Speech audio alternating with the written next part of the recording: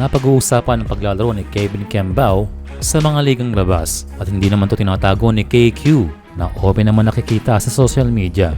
Marami na ring pro players ang pinagmulta dahil dito. Pero for KQ situation, siya ay nasa amateur na liga pa lamang at iba ang rules kaysa sa pro league.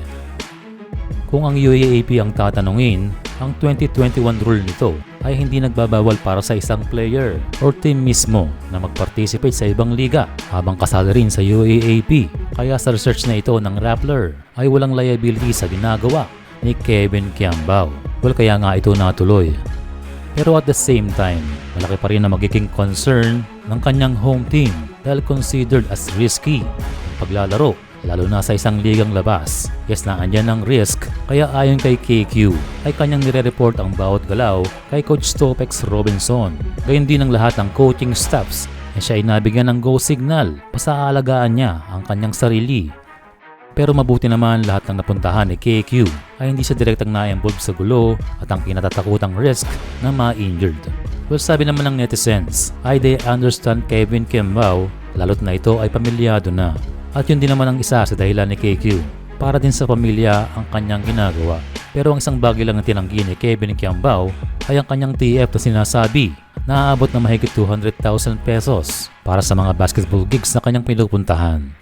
Pero actually, kung may bayad man o wala, yan ay pribado para kay KQ. Samantala naman ang tinitingnan ng mga sports journalist ay ang safety ni Kevin Kiambao. Alam naman natin na siya ay reigning MVP at kasalukuyang nangunguna din para sa award na yan this season si KQ. Kaya kung sakaling may mangyari, ay malaking dagok ito sa kanya at sa DLSU.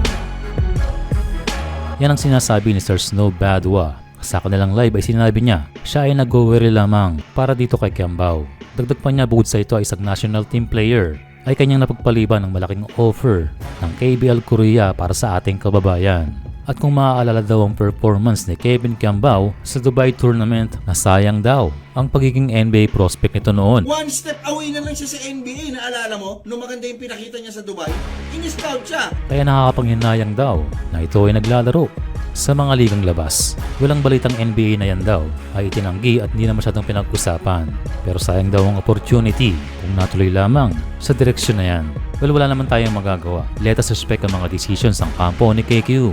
Iba't ibang player, iba't iba rin ang priorities. Ang mahalaga ay kung nasaan ang puso ni KQ at masaya sa kanyang ginagawa at kung nasaan siya ngayon. Well, sa kabilang banda ay umasa pa rin ang isang team sa KBL at maging mga Korean fans na si KQ ay tutungo sa kanilang liga after the UAAP season. At kung sakali doon ay kanyang makakasama ang matagal ng katandem na si Carl Tamayo.